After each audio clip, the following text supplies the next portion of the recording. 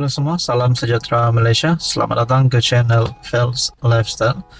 Tuan-tuan dan puan yang amat dihormati, ini satu kejutan untuk kepimpinan kerajaan ataupun khususnya kepimpinan parti UMNO, di mana satu lagi nama pemimpin UMNO yang digesa untuk digugurkan, yaitu Azalina Othman.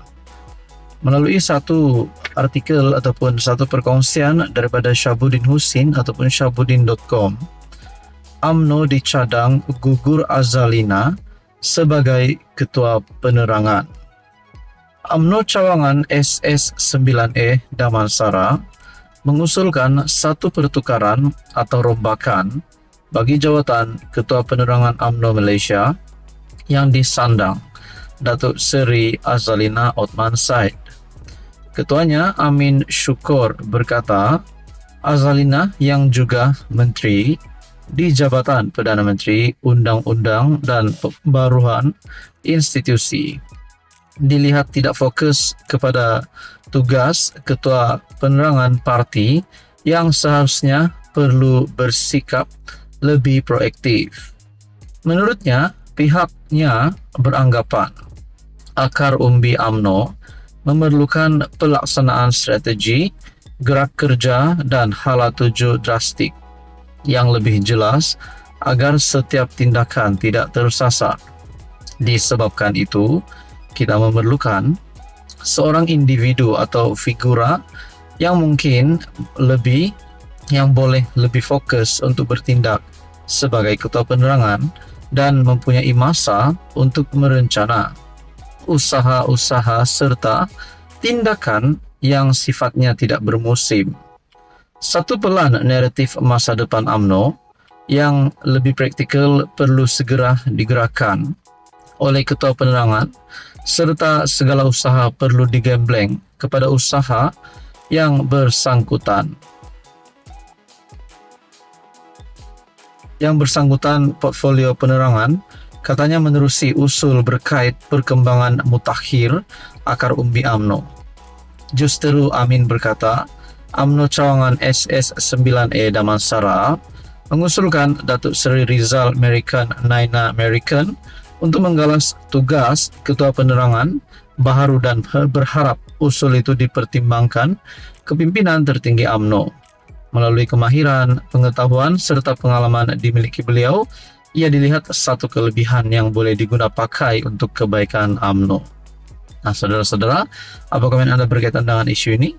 Adakah layak Azalina Othman dipecat, diganti, digugurkan ataupun tidak? Sekian saja, teruskan bersama di dalam channel ini untuk info yang seterusnya. Halo semua, salam sejahtera Malaysia. Selamat datang ke channel Fels Lifestyle. Tuan-tuan dan puan yang amat dihormati, saudara-saudara, selepas Bersatu menerima berita yang amat buruk, mana terdapat wakil rakyat Bersatu yang menyatakan sokongan terhadap kerajaan. Makna kata beralih sokongan daripada Bersatu. Akhirnya, saudara-saudara, Hamzah Zainuddin, Ketua Pembangkang, baru-baru ini telah membuat pengumuman ataupun keputusan supaya semua wakil rakyat Bersatu untuk menyatakan kesetiaan mereka, termasuklah kepada wakil-wakil rakyat Bersatu yang isytihar sokongan terhadap PMX. Namun disangkakan akan ada satu penyelesaian ataupun semua wakil rakyat Bersatu akan menyatakan sokongan. Namun lain pula yang jadi, di mana disahkan 2 MP Bersatu yang menyokong PMX. 2 MP Bersatu sokong Anwar tak akan nyatakan kesetiaan, kosongkan kerusi. Ini satu lagi tamparan hebat untuk kepimpinan Bersatu dan Perikatan Nasional. 2 daripada 7 wakil rakyat Bersatu yang sebelum ini mengisytiharkan sokongan kepada Perdana Menteri Anwar Ibrahim membayangkan mereka tidak akan melayan arahan bertulis daripada parti untuk menyatakan kesetiaan mereka dalam tempo 14 hari mengosongkan kerusi. Ahli Parlimen Bukit Gantang Syed Abu Husin Hafiz Syed Abdul Fasal menyifatkan arahan itu sebagai tiada makna dan berkata dia tidak akan membalas surat yang dikeluarkan kepadanya. Saya nak tunggu apa tindakan mereka selepas 14 hari dan jika berlaku PRK pun saya akan turun bertanding. Apa yang saya buat adalah mahu menunjukkan tindakan mereka itu tak betul, merosakkan fikiran rakyat dan mengganggu ahli parlimen menjalankan tugas, katanya seperti dipetik BH. Syed Abu Husin juga berkata, dia telah merujuk surat itu dengan peguam dan bekas hakim dimaklumkan bersatu membuat kesalahan kerana membuat gangguan dan menghasut rakyat. Setiausaha Agung Bersatu Hamzah Zainuddin berkata, parti itu perlu membalas surat itu dalam tempo 14 hari dikeluarkan, yaitu pada 17 Mei lalu, khusus kepada 6 orang yang diumumkan untuk menyokong sebelah blok kerajaan. Ada beberapa arahan tambahan yang kita berikan kepada mereka, kata Hamzah. Adul Selat Kelang Abdul Rashid Asari turut mengumumkan sokongannya terhadap PM. Sementara itu MP Labuan Suhaili Abdul Rahman di petik laman FMT berkata dia telah menerima surat yang ditandatangani Hamzah yang menggesanya agar mengosongkan kerusi selepas keahlian partinya dilucutkan berkuat kuasa semalam. Suhaili bagaimanapun berkata dia tidak akan berbuat demikian dan akan terus menjalankan tanggung jawabnya sebagai ahli parlimen. Dia juga mendakwa kandungan surat kepadanya yang dihantar menerusi email, berbeza dan tiada arahan tambahan seperti yang diterima 5 ahli parlimen yang lain. Nah, saudara-saudara, ini satu tamparan hebat kepada Setiausaha Agung Bersatu Hamzah Zainuddin sebagai Ketua Pembangkang dan juga Widin Yassin sebagai Presiden Bersatu. 2 MP Bersatu sokong Anwar tak akan menyatakan kesetiaan, kosongkan kerusi. Apa komen Anda? Sekian saja. Teruskan bersama di dalam channel ini. Halo semua, salam sejahtera Malaysia. Selamat datang ke channel Fels Lifestyle. Tuan-tuan dan bapak yang amat dihormati. Saudara-saudara, hari ini saya ingin berkongsikan dengan satu kenyataan daripada Tun Dr. Mahathir Mohamad yang pasti mengejutkan kepimpinan politik di Malaysia, mengejutkan Anwar Ibrahim, mengejutkan kabinet kerajaan dan juga pasti mengejutkan kepimpinan pembangkang yang lain.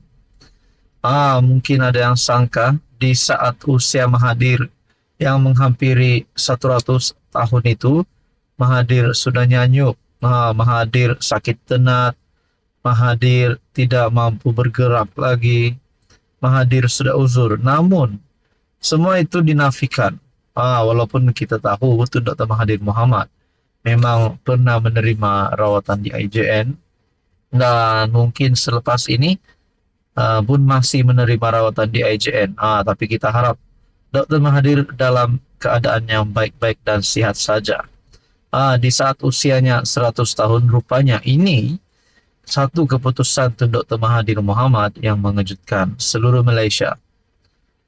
Melalui artikel daripada Sinar Harian pada 17 Mei, umat Islam dunia perlu bersatu bangunkan teknologi senjata tentang Israel.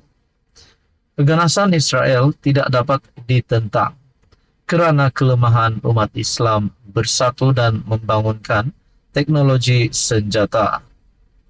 Bekas Perdana Menteri Tun Dr. Mahathir berkata, Al-Quran menyuruh orang Islam membuat persediaan untuk melindungi keselamatan ummah Islamiyah.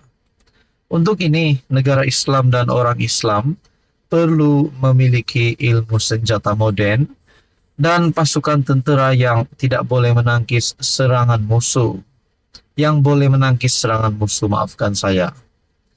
Tetapi mereka tidak dapat mengeluarkan senjata sendiri Ramai orang Islam yang berpendapat sunnah Nabi ini ialah berkenaan dengan pemilikan senjata zaman Nabi. Sebenarnya sunnah Nabi ialah keupayaan menyelamat umat Islam. Senjata zaman Nabi tidak mampu menyelamatkan di zaman ini. Senjata yang sesuai di zaman ini ialah machine gun, roket, meriam, kereta kebal, pesawat pejuang, kapal perang, dan lain-lain. Orang Islam tidak dapat cipta dan mengeluarkan senjata ini kerana tidak memiliki ilmu dan kepakaran yang diperlukan, katanya menurut CX pada Jumaat. Saudara-saudara, ini pasti satu pendedahan Tun Dr. Mahathir Mohamad yang pasti mengejutkan seluruh umat Islam di Malaysia. Dr. Mahathir berkata, orang Islam dahulu menguasai ilmu sains dan matematik. Berbeza dengan sekarang, kerana ada yang beranggapan ilmu-ilmu ini tidak memberi pahala untuk akhirat, dan dengan itu, keupayaan mereka mencipta dan mengeluar senjata terhakis. Jika orang Islam berhajat untuk tunaikan kewajiban mereka untuk melindungi dan menyelamat umat Islam, penguasaan ilmu sains dan matematik hendaklah dituntut. Katanya lagi, jika orang Timur boleh kuasai ilmu-ilmu ini dan mereka mampu mencipta dan mengeluar alat-alat pertahanan ini, tidak ada sebab kenapa orang Islam tidak boleh. Nah, saudara-saudara, itu adalah antara kenyataan Tun Dr. Mahathir Mohamad. Anda boleh lihat melalui artikel sinarharian.com. Apa komen Anda? Ini pasti mengejutkan daripada Tun Dr. Mahathir Mohamad.